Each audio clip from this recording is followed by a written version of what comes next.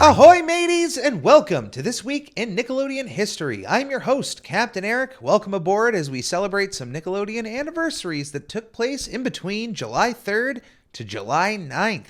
And you know what takes place in between that time also? July 4th. Good old America's birthday. Happy birthday, America. Don't celebrate too hard. Make sure you have a designated driver.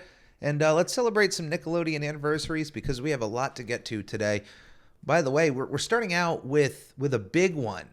Now, technically, this show ended back in 1984, and we're not celebrating the official end of the release of Pinwheel, July 31st, 1984. I mean, we will in a couple of weeks. We'll actually be talking about the show.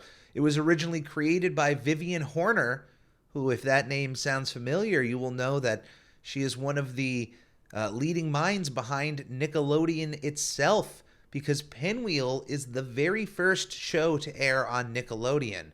Now, the reason we are talking about it today is because all the way back on July 6th, 1990, is the final time that Pinwheel would rerun on Nick Jr. So eventually, Pinwheel would just run on Nickelodeon proper and reruns and so on and so forth, until Nick Jr. came around, and Pinwheel, being aimed more towards a younger audience, was then perfect for the Nick Jr. lineup. Then eventually, come July 6th, 1990, it was time for Pinwheel to say goodbye to Nickelodeon forever, before Eureka's Castle coming along and kind of taking its place as another puppet show made for preschoolers. So 32 years ago since the final airing of Pinwheel on Nickelodeon, that is something historical to think about for a moment there. That original show, everything that not that the entire network had to ride on this one show's success, but the show has a history leading back all the way to 1977. Almost 30 years of being on the air and being a part of Nickelodeon's history. So I tip my imaginary hat to Pinwheel, as I'm not wearing one. If I was wearing one, I would be tipping my hat to it. 40 years ago, on July 4th, 1982, we had the premiere of the documentary television series Against the Odds. Created by Cy Schneider and starring Bill Bixby, it was also narrated by Philip Proctor and profiled inspirational people throughout history, including those not really well-known people like Albert Einstein, Pablo Picasso, Malcolm X, Martin Luther King Jr., Al Capone, Jackie Robinson, Helen Keller, P.T. Barnum, Pele. Don't know any of these people. I've never heard of them.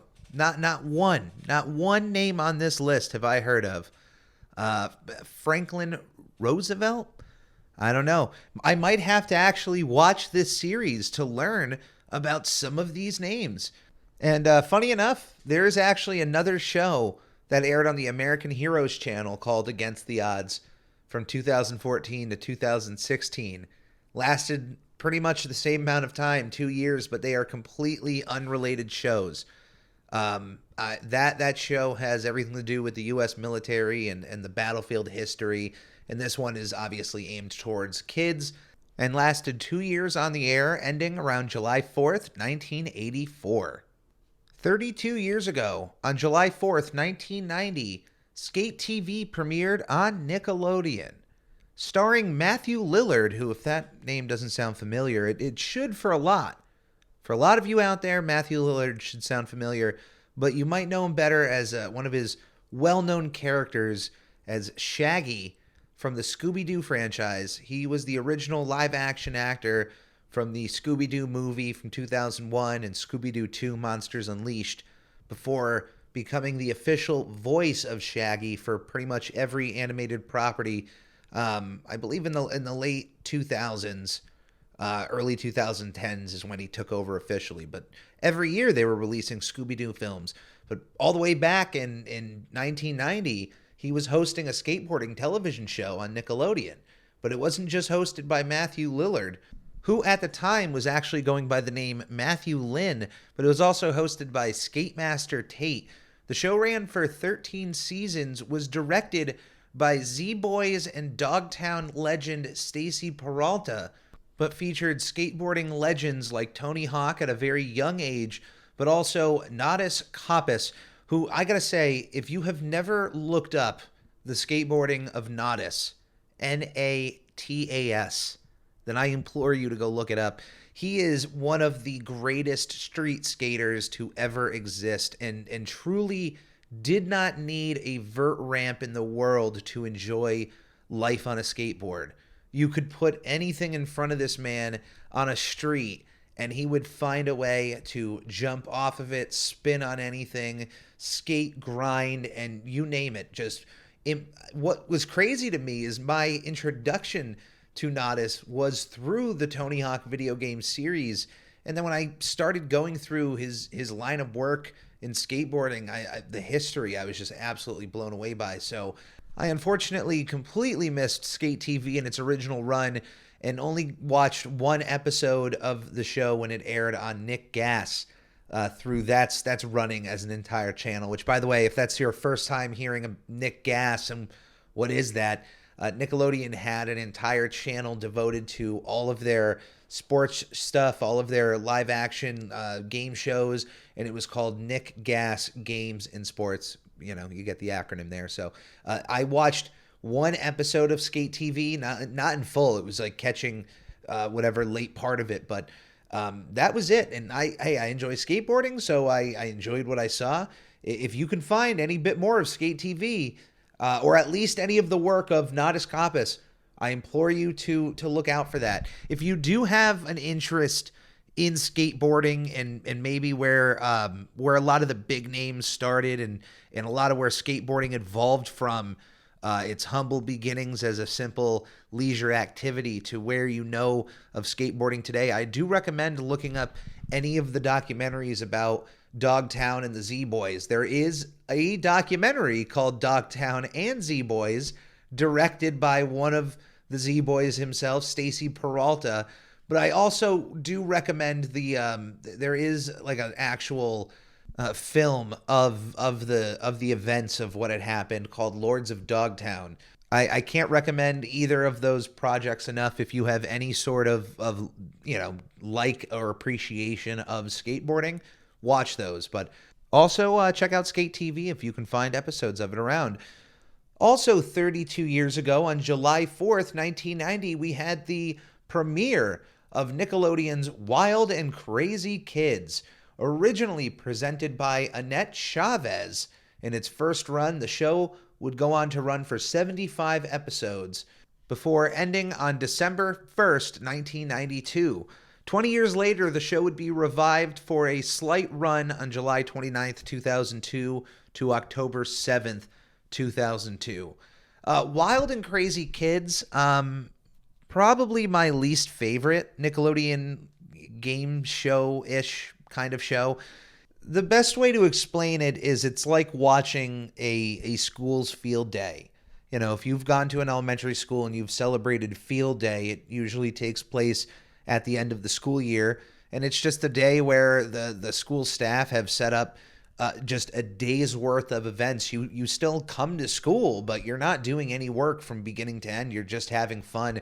Usually involves a bunch of different activities and games, and more or less it's just Nickelodeon's structured version of field day, which, trust me, with Nickelodeon behind it, it has all the bells and whistles you'd expect. So I might not be explaining it in the absolute best way possible. But like I said, I didn't really watch this show. I almost turned away from Nickelodeon anytime it was on. I had to have at least watched one episode in full for me to have that kind of opinion. There were a few notable guest appearances, though, on Wild and Crazy Kids. Mark Summers from Double Dare appeared in a special 1990 episode titled Double Dare vs. Wild and Crazy Kids. And once the show hit the third season, they pretty much guaranteed a guest appearance on almost every episode, with appearances by Arnold Schwarzenegger, Jonathan Taylor Thomas, Michael Fishman, and a young Tobey Maguire appearing on the show before he was famous, promoting the short-lived Fox sitcom Great Scott, which I'm just hearing about this show that I didn't know existed, and somehow it's not about Doc Brown, which is a bit weird if your show is named that and it's not about that character. Maybe I just have weird expectations. I don't know. But I may not be a fan of Wild and Crazy Kids, but I'm sure those of you out there who are have fond memories of that show. So I would love to hear about them, because I can't tap into nostalgic memories of that show other than knowing that I changed the channel almost any time it was on. I enjoyed the theme song. I will give it that. It had a really bopping theme song, but that's where the line stops. That's where I have to really pull back on any other compliments, because other than that, I would just be making stuff up, and I don't want to do that here. So we're just going to move on. But if you do have any fond memories of Wild and Crazy Kids, any cool moments that you can bring up, I would love to hear about them. But we are going on to one game show to another, because 25 years ago, on July 7th, 1997, we had the premiere of Figure It Out. The game show was created by Kevin Kay and Magna Leolis and was presented by Summer Sanders. The show was designed to bring a kid contestant on who had a skill, a special ability, or they owned a pet who did something special, or there was just something cool to bring up about this particular kid, and they would have to have a contestant board of Nickelodeon All-Stars guess what their goal is, what their special skill is. Each contestant would get a chance to ask the kid yes or no questions about their skill or talent, or what object they brought. Sometimes they brought something really cool. And one of the set pieces of the show was Billy the Answer Head, a giant head with all of the words of the final answer kind of blocked out. And anytime someone would say a word, I believe it wouldn't even need to be their turn. If they just happened to utter it, it would then release the word, and it would unlock, and we would just get more of the puzzle. Now, the one big catch with Figure It Out that was beyond any other game show was the secret slime action. You see, after the first round, the secret slime action would be told to the audience, both the live audience and us viewing audience, though the contestants would not get to know what the secret slime action is, the all-stars there. Now, the point of the secret slime action is that it would be something super innocuous that somebody could do or say, or even just for somebody existing. And if that happened to occur, slime would then drop down on the person who ended up doing the action. For example, the secret slime action could be somebody touching their nose. So at that point, the next round, you have no idea, and the contestants also have no idea what the secret slime action could be. So they're just going about their business. All of a sudden, somebody's touching their nose, an alarm goes off, and nobody knows at that point who did what or what the action is, because there's even times where the secret slime action, as mentioned, could just be existing. I distinctly remember an episode where Steve Burns, the host of Blue's Clues, was on Figure It Out, and I believe the secret slime action was something involving hosting Blue's Clues, or it was something along those lines, like owning a blue puppy. It was just, you knew it was going to be him. It was just, when was that alarm going to go off? And that was a part of the fun of the show. They would also just do a lot of different charades and bring out objects to give the contestants a bit of a help into guessing what the action is. Now, the longer the rounds would go, and the more that the contestants there would be stumped, means that the more prizes the kid would win. So their goal is to keep everybody stumped and to keep them guessing. But once the whole thing is kind of unveiled, then the game ends, and then each and every time we give the spotlight to the kid to show off whatever talent they have, to show off whatever collection they brought, or if they have an animal that can do something really cool.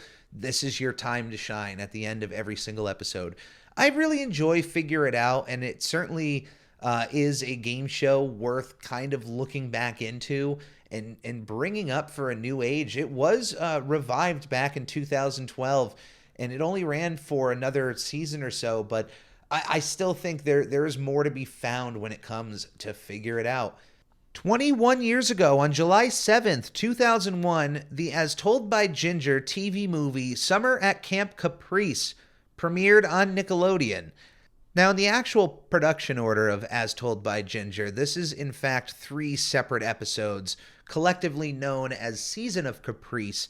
But with Nickelodeon, they won't usually promote these episodes or big events as their actual name. They'll find a more suitable name for promotional purposes. Summer at Camp Caprice just kind of makes sense instead of Season of Caprice. It misses the whole camp part, and that doesn't really tell you what you're in for. But let me tell you, most of the stuff on this show, if I haven't watched it in a while, I'll tell you so, and I'll say I'll eventually get to it. When I knew that we were coming up to the 21-year anniversary of Summer at Camp Caprice, I knew that excuse wasn't going to cut it this time around, because for years I have always said that the best episode, in my opinion, of As Told by Ginger, or the one that I at least remember the most, was Summer at Camp Caprice.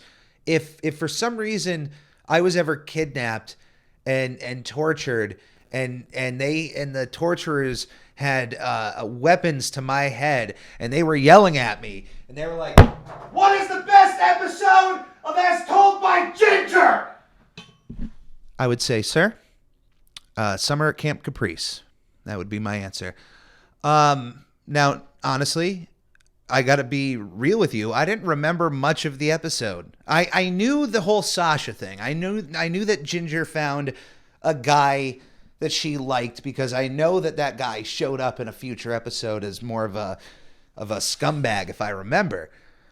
But I honestly couldn't remember what was it about this episode that it stuck in my memory for so long. So I had time with my move this week, which I forgot to talk about. If you will see my current office set up in the upcoming unboxing videos for the Nick box and Bikini Bottom box. This is a temporary office, which, by the way, now with all of the stuff on the walls, on the floor, some of my knickknacks here and there, the reverb not as bad as it was on previous episodes. But this is a temporary office as the basement is getting redone, and from there I can actually build a set and a decent setup for my recording purposes and for streaming and whatnot. So that'll be more of a permanent setup. But for now, for the temporary, it's looking good. It's sounding better. But I had some time, so I actually watched Summer at Camp Caprice, and I gotta say, it holds up. It holds up as well as I remember it did, and it really has a lot of storylines going on in it, which is not uncommon for As Told by Ginger. That's kind of the point of the show, is that they're juggling a lot of storylines at once. But the movie itself, you can enjoy without watching As Told by Ginger at all. There's a really nice starting point of this episode of who the characters are and what their expectations of their summers are. And there's great character development through just this 3-part episode. And especially the entire B-plot of Carl and Hoodsey staying home for the summer, trying to track down a dog napper, was really intriguing. I wish it went a bit further, and I wish they actually caught the person in this time frame, which was really underwhelming by the end of the entire buildup. I wish there was a proper ending there with that B storyline. But that's my only real complaint of this TV movie. So I give it a thumbs up. Even if you have never watched a single episode of As Told by Ginger, I would give the Summer at Camp Caprice a shot. It's the final episode listed on season 1 of As Told by Ginger on Paramount Plus. I think it aired before the last 2 episodes of the first season, but it may have been produced as the final episode of the first season, with of course summer being the main backdrop. So maybe the other 2 episodes were just held back for whatever reason. Well, of course, to concede with their respective holidays. They were the Halloween episode and then the Christmas episode, respectively. So that was probably the finale of season 1. So yeah, if you have Paramount Plus, definitely give the TV movie a shot. I think it's worth your time. And just to mention, the original As Told by Ginger show was created by Emily Kapnick and was executive produced by Arlene Klasky and Gabar Chupo of the Klasky Chupo Animation Studio. From one TV movie to another, 18 years ago, on July 9th, 2004, The Adventures of Jimmy Neutron Boy Genius TV movie Win, Lose, and Kaboom premiered on Nickelodeon. The Season 2 finale for The Adventures of Jimmy Neutron Boy Genius sees the crew beamed up to an intergalactic space show after they answered the message on a rock that was sent down to Retroville. This game, hosted by Meldar Prime, voiced by Tim Allen, who does an absolutely fantastic job here in the role, hosts a game show in which all these different species from around the galaxy have to compete in different games against one another, with the losing team's entire planet being blown up, which, yes, means that Jimmy, Carl, Sheen, Cindy, Libby, Goddard, and Bulby are Earth's only hope against the inevitable destruction from Meldar Prime. It's an absolutely wild ride, and from beginning to end, it's one of Jimmy Neutron's best episodes. And it's crazy to know how good this special is, and knowing that it's not even, in my opinion, their best special, and just for how much I love this on its own. It's really impressive that they were able to keep the quality of this show continually going upward and onward. But I have more to talk about Jimmy Neutron and his specials going into the top 5 later on in the episode. But on to our next anniversary. 17 years ago, on July 9th, 2005, Catscratch premiered on Nickelodeon. Created by Doug TenNapel, the creator of Earthworm Jim, the show ran for one season of 20 episodes. Catscratch is surprisingly a loose adaptation of TenNapel's comic book series Gear, which, if you've read that or have seen any of the artwork of Gear, you would go, whoa, this was the basis for a Nicktoon. And when I say loose adaptation, I really mean loose adaptation, because other than the fact that it takes characters that were essentially created in Gear, Waffle, Mr. Black, who would then be renamed Mr. Blick, and Gordon, it's essentially these characters that were used for one thing that Doug decided, you know what if these 3 characters were just the stars of a Nickelodeon cartoon series, and that is Catscratch. I know that doesn't explain anything about the show, but it's because I've never actually watched much of Catscratch. And here's the thing. Catscratch for me was the first Nicktoon that I can remember that its premiere really didn't hit the right way. There were other shows on Nickelodeon that were not produced by Nickelodeon, that were clearly produced by other companies elsewhere in the world that Nickelodeon were just broadcasting. So when I usually want to talk about the lesser end of Nickelodeon, the least desired end of shows of Nickelodeon's history, I tend to not include the shows that were very clearly not made for this network, you know? But when it comes to the stuff that were in-house, I don't know, there was just something about Catscratch that just didn't click with me the first time around. And I'm not even saying that I've had the second time, because I've yet to have that time. I've yet to really sit down and watch Catscratch. I will tell you that in its promotion, I didn't like that a show could promote itself as the next best thing without it coming out and showing that it's the next best thing. Like, it's one of those actions speak louder than words type situations where I remember commercials for Catscratch like telling you, the viewer, you are about to witness the next big Nicktoon. And it's like, wait, why would you say that? Like, no, the Rugrats, SpongeBob, those shows weren't promoted as such. Those just naturally became massive cultural icons. So I just never liked shows that promoted themselves in that kind of manner.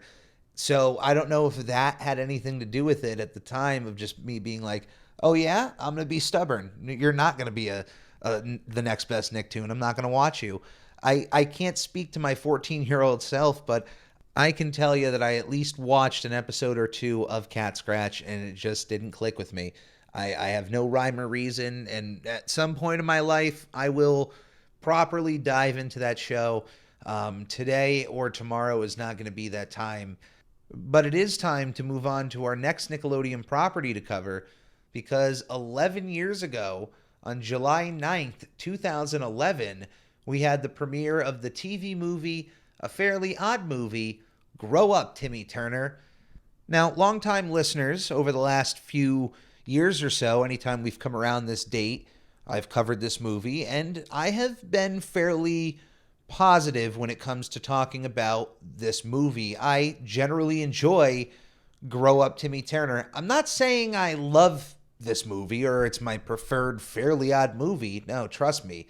Abracatastrophe is my go-to Fairly Odd movie. I know a lot of you, Channel Chasers is your go-to. And then there's some of you out there who might even say School's Out the musical.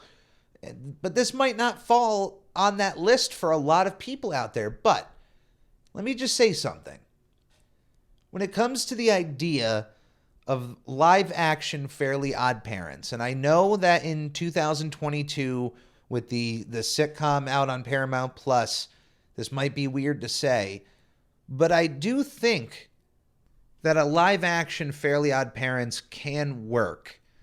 And when I say that, I mean that the idea of a kid being gifted magical fairies to be able to do whatever he wants is an interesting concept, and it doesn't have to follow Timmy, Cosmo, and Wanda.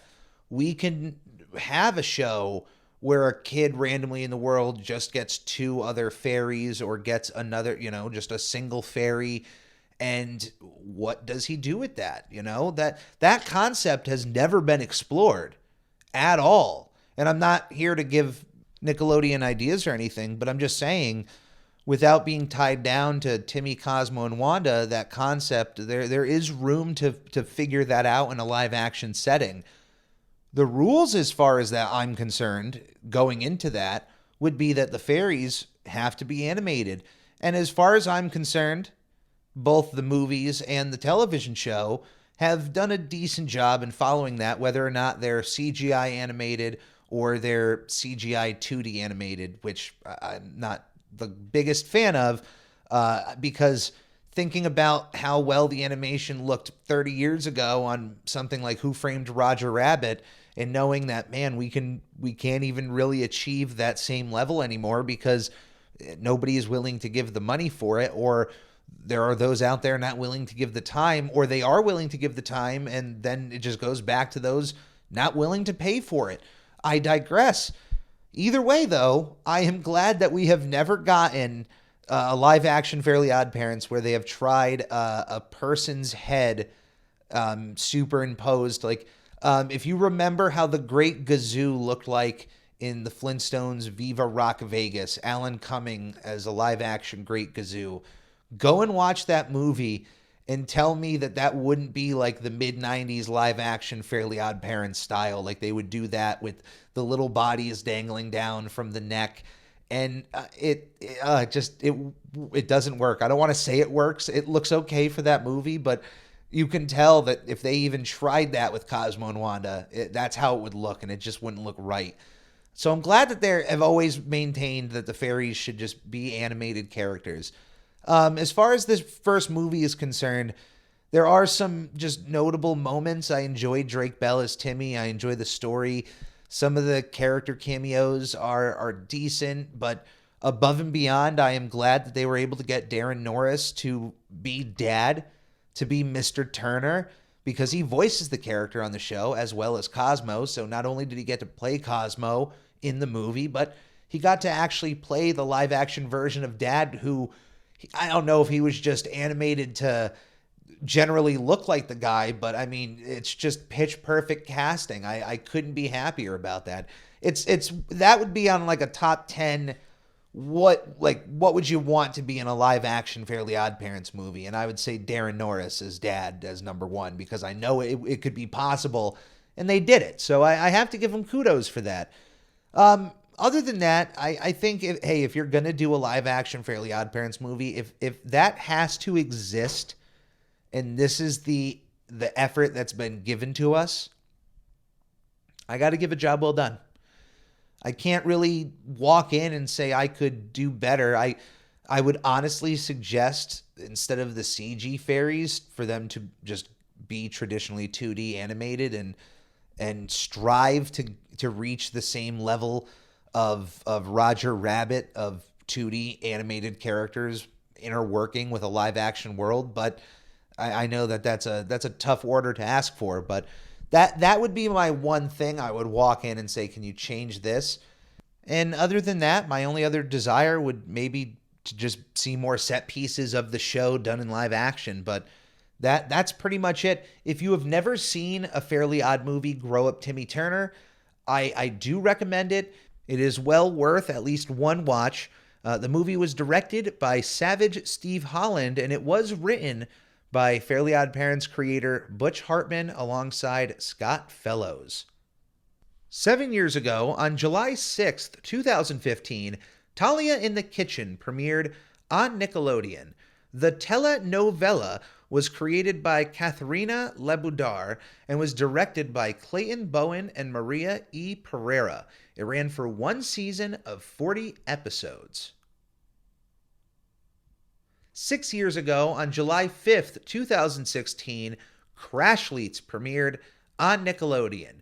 The show was hosted by one of my favorite NFL players of all time, Rob Gronkowski, and also Brandon Brody and Stevie Nelson, and the show presented a highlight reel of various viral videos of people failing at sports in front of a live audience of kids, essentially Nickelodeon's version of ridiculousness with a sports edge to it. I, unfortunately, as much of a fan of Rob Gronkowski as I am, I did not catch any episodes of Crashleets. I'm not sure if it's available on Paramount Plus. I'll have to check to see. But the show did run for 3 seasons of 60 episodes. 6 years ago, on July 9th, 2016, Legendary Dudas premiered on Nickelodeon. Created by Kevin Jakubowski, the show ran for one season of 6 episodes. 1 year ago, on July 9th, 2021, we had the premiere of 2 brand new Nicktoons. The first of which, a spin-off of Nickelodeon's biggest show ever, took the sidekick of SpongeBob and gave him his very own talk show. A talk show that, from what I understand, is all taking place inside of the head of one Patrick Star. The Patrick Star Show, of course, is based off of characters originally created by Steven Hillenburg, but was further developed by Luke Brookshire, Mark Caccarelli, Andrew Goodman, Kaz, Mr. Lawrence, and Vincent Waller. The show currently only has one season of 18 episodes, but was picked up for an additional 13 episodes of the first season, and then on March 21st, 2022, Nickelodeon renewed it for a second season. The one thing I will give the Patrick Star Show credit for is its use of alternate animation styles to tell various SpongeBob-related stories. The Patrick Star Show is essentially Robot Chicken mixed with SpongeBob SquarePants, but not everything is stop motion. There have been some segments, but there have been some other animation techniques used, and it's just an interesting lens to look into the SpongeBob world. It doesn't necessarily make everything canon of what you're seeing in this show, and that's what makes it fun. That's what makes it unique, and it lets other people come in and work on SpongeBob who probably would not be caught dead working on SpongeBob, because, hey, we're expanding what the view is here, because this is a show that, as far as I know, takes place inside the unbelievably creative mind of Patrick Star for the most part. I do recommend the Patrick Star Show. There is some interesting segments to be found, but what I even recommend more so is the other Nicktoon that premiered a year ago on July 9th, 2021, and that is Middlemost Post, the show created by John Trabick III and is currently in its first season of 20 episodes. In March as well, Nickelodeon renewed the series for an additional 13-episode run, and I am glad that we get to visit the Post for another 13 episodes.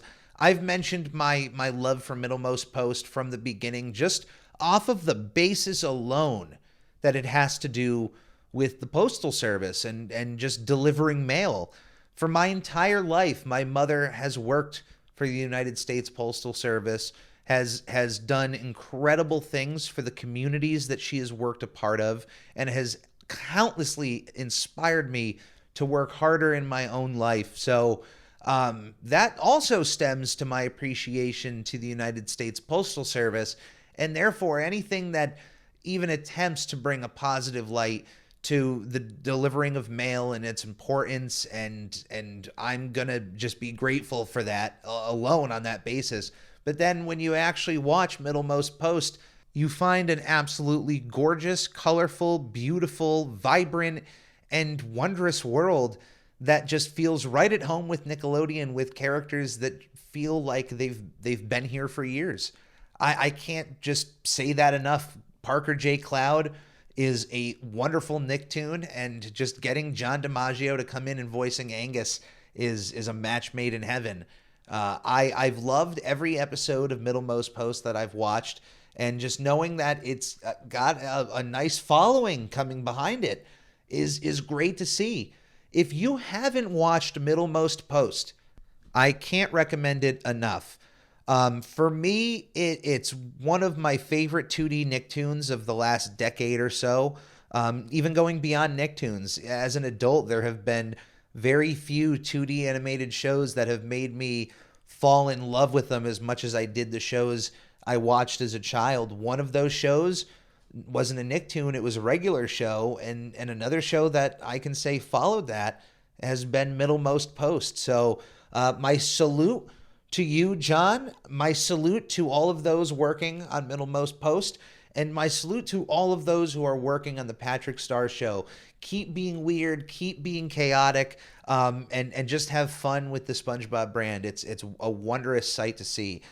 Now, on to Captain Eric's top 5 of the week. I'm going over my top 5 Adventures of Jimmy Neutron specials. I am also including episodes that were over promoted as specials, even if they were only a half hour. And you'll understand with my first two choices here.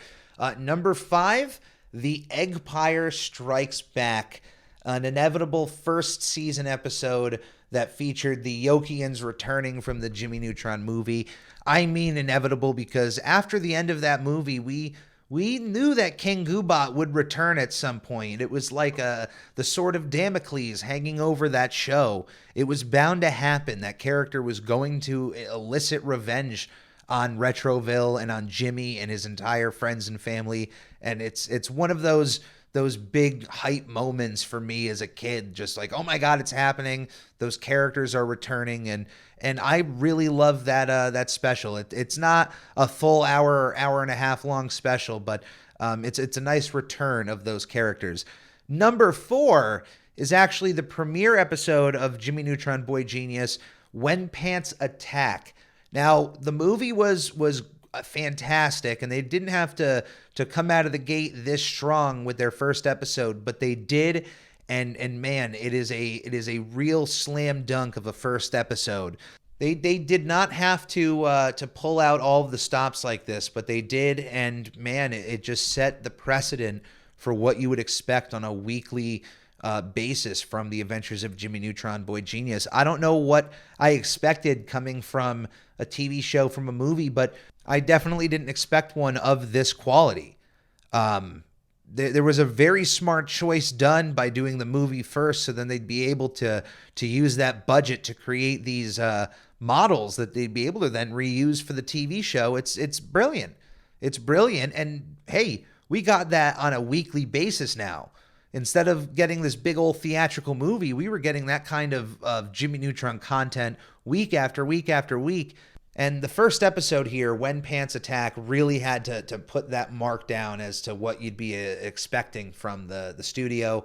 And I absolutely love it. Number 3 this is where I'm going to put Win, Lose, and Kaboom, the aforementioned TV movie from earlier with the Tim Allen evil alien and the game show. Highly recommend it. I already talked about it a ton earlier in its place, so if you want to hear more about that, you can just rewind this episode or just click over to when I talked about Win, Lose, and Kaboom.